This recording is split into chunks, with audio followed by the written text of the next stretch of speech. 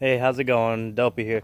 Hey, this is just an update video. I've had a lot of comments on and questions on my previous video about my car. It's a 2015 Ford Fusion SE EcoBoost with a 1.6 4-cylinder. I made a video about how Ford wanted $2,100 to do a diagnostic on a cylinder 3. Sorry about the sun there. Cylinder 3 coolant leak. Since then, I made the video about, in that video is about the Blue Devil head gasket sealer. Well, that was a good temporary fix. It did not work. It worked for about a month and a half, no issues. And then the head gasket sealer gave way. When it did, it went right back into misfire. Cylinder 3. I pulled the spark plug, it was chalk white again. And unfortunately, I'm not paying $7,000 for a new engine. So I ran the engine till it died.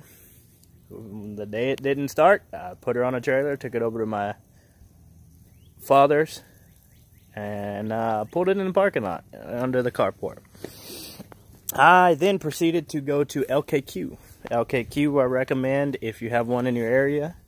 They have, it's salvaged engines and parts and everything from vehicles, various models. They have everything that you would like to get, that you would go to like a pick and pull or something. I got with them about an engine. They gave me multiple choices. I found one. My car was at 90,000 miles. Found one with 84,000 miles on it. It was a $100 core charge, and it had the option for a warranty. There was a 1-year warranty and a 2-year warranty. 2-year warranty being 2 years, 24,000 miles. Paid the extra $1,000. The engine ended up being about $1,200, so it's $1,300 for the engine, and I did it myself. Pulled the engine, changed it out, everything, and had a friend help, and there she goes. Put it in, everything had a few issues, you know, the normal Ford parts breaking here and there, me being not the most experienced technician. But I do have experience, and I do work for a diesel company. But all in all, it ended up being about $3,000 out of pocket, which is a third of the cost that it would have taken the dealer. I had a little issue with the engine to begin with.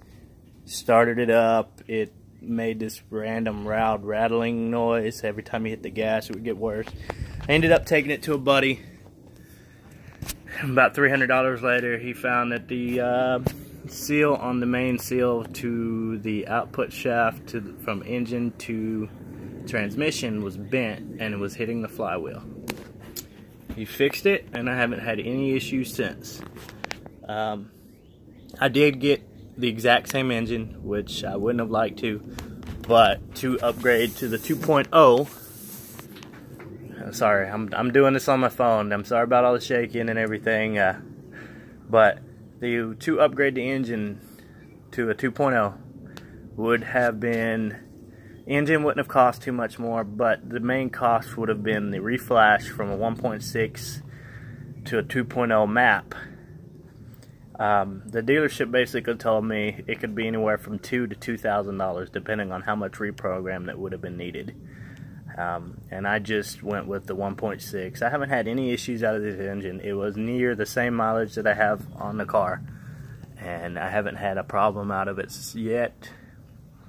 I actually found that it's a little bit faster than the old engine. The old engine would only do about 105. This one will do 115.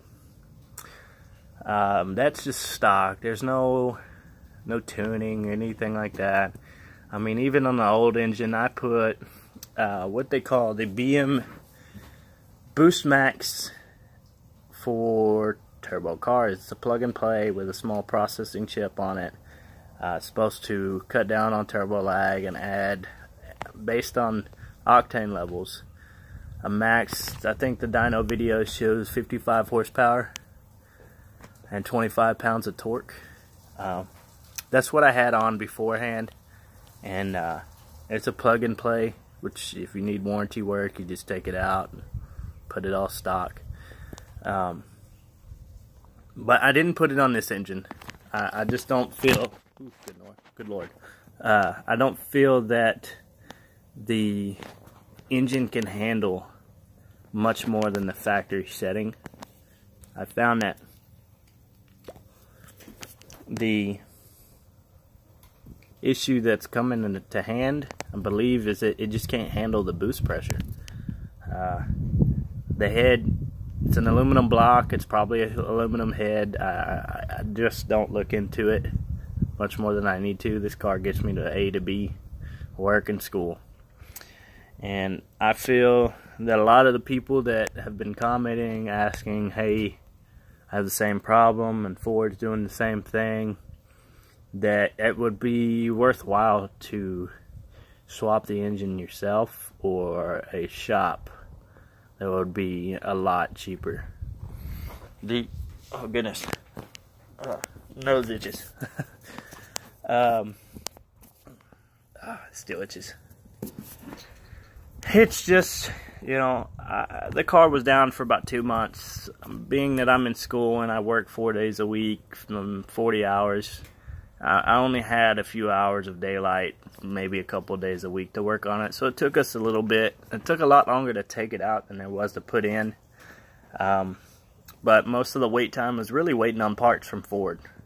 I went to AutoZone, O'Reilly to try to get certain parts, and they both are like dealer only parts. They had no stock parts for this car, and I could only go to the dealership to get parts for engine, wheel seals, stuff like that. You know, the everyday stuff that you could usually get at an AutoZone, could not get it there.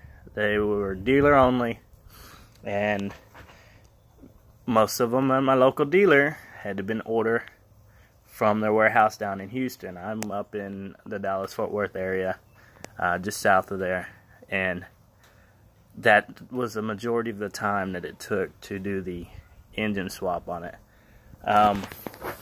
There are a couple things that I could answer on the fact. I had one comment and question about how to drain the radiator on here.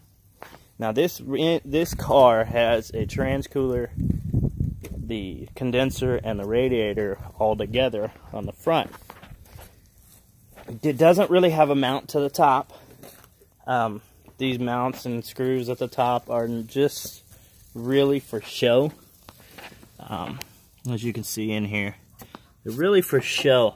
The actual mount for the radiator is from the bottom. On the bottom, if you look, I'm gonna turn the phone here. This bracket, now I don't have the splash shield on here. It fell apart because my local dealership, every time I get an oil change, would not put all the screws back in, so it decided to grab the ground and tear apart. And from my time of working at Ford, found that those are $300 plus to replace. Now this bracket right here has a screw here. I believe it's got a couple, just a screw. There's two on either end. There's two screws. Now this bracket actually holds the radiator, which is right up in here. Well, let's see. Let me get this phone placed a little better for y'all to see. Here we go. I'm sorry about the quality of this. Like I said, I'm doing this on my phone. But this bracket right here, the radiator has two snap-in balls that pop in right about here on either end, and it sits on this bracket. The top of it actually sits in the frame of the engine well. So this is the only thing holding it in here. Now I found that for me to drain the coolant, it was easier to take a lower hose off of the radiator. Sorry, this thing's on the ground. It's not that easy to do here. But get up in here, you find the lower coolant line right about, well, I can't see it, but give me 2 seconds. I'm gonna find it here, that way I can face the foam.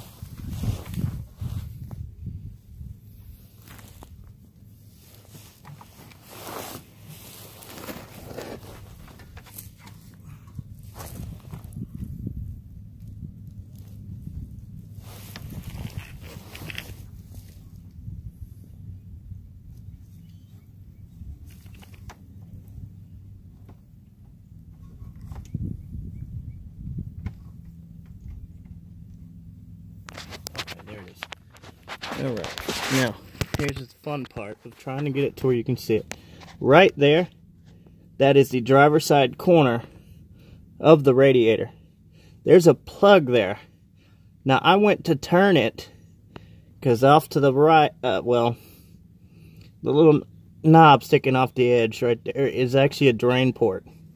There's the mount where the radiator mounts to that bracket on the bottom, and that's the lower coolant tube to the radiator. That should be the return. And that bracket, you're supposed to be able to turn it and it will drain the radiator. Now for me, that didn't happen. I turned and turned and turned and nothing came out. So I actually pulled this line and drained the coolant that way. The fun part about this, if you're going to do an engine swap, back out from underneath. Alright, there we go. If you're going to do an engine swap on this car, the AC compressor is mounted, obviously like most cars, to the engine. Now, you would have to remove and open up, drain the Freon and all that, recover it, and remove the compressor and the lines from the passenger side, front side of the engine. Now, that being said, you know, you're going to have the system open for a little while. It's going to collect moisture. Now, this car does have an air dryer. It's built into the condenser. It is a desk bag. It's a cartridge. And the only way to change that is to drop the mount bracket. Separate, I believe it's to separate the radiator. I didn't try this. I didn't, to be honest. I got the car running and going, and a lot of people told me that you have to still get it flashed, let them know, put in the new VIN number into the computer, or else it's gonna create check engine light, misfire codes, all that. And that wasn't the case. I'm gonna set, got a little second there. And that wasn't the case. I put the engine in. I actually broke a connector for my transmission module. It's a 21-pin connector, and that cost me $98. And instead of actually cutting and splicing the whole harness, I depinned it. I took the actual pins out of the connector and only swapped the connector. I used the same wires, nothing, no cuts, no soldering, no added resistance into the harness. And I haven't had any issues with that. And well, to be honest, I've put 6,000 miles on it since I put the oil in, according to the car. And I drive 300 miles a week on this car. All highway, mostly highway. About 80% highway. And I've had no issues out of it. It's a decent engine. I like the engine. This one hasn't had any of the problems. I hadn't any coolant leaks on any lines or anything like that. But I would seriously suggest the engine swap, because trying to repair that other engine, if you're having the issues that I did, it's just not worth the cost of taking the the cam out, taking the timing chain. It's a variable timed engine, so you have to take the cam and the timing chain apart to get the head off. And it's just a lot of work, and I just wasn't into really wanting to take that much time to take it apart and fix the head gasket. It was less of a hassle to put an engine in it than it was to repair the old one. And I spoke with some of the master techs at a few Ford dealerships, and we really all came to the same conclusion that an engine swap was the best way to go. I had a master tech at my local Ford tell me, when I gave him the issue, that he wouldn't waste my time or money on repairing that engine because it's not worth it. The repair won't last, it'll do it again, and it's just better just to go ahead and put another engine in. Well, at that point they told me it was $7 grand, and I told them to go shove it, and got on the prowl and went LKQ in my area, which is great. Made the purchase, got the engine over. We were thinking it was going to be some sort of hassle to get stuff swatched over. Within an hour we had the main harness on the engine, and it was a hassle with the studs for the turbo to the exhaust manifold. Had to go get some parts. We broke a stud. I had a spare one from the old one. Ended up having to take it to my work and drill a stud out, which was fun without tearing up the manifold. But I was able to do it, get the new stud in, and get the turbo on. I purchased all the O-rings, everything, gaskets, everything that had a gasket or an O-ring that was removed, got a new one. I did reuse the clamps for the hose clamps because those aren't really, you know, oh, you take it off, you need to replace it kind of items. But I bought some dielectric grease, greased all the electrical connectors, and basically once the engine was in, I was on my own doing everything else.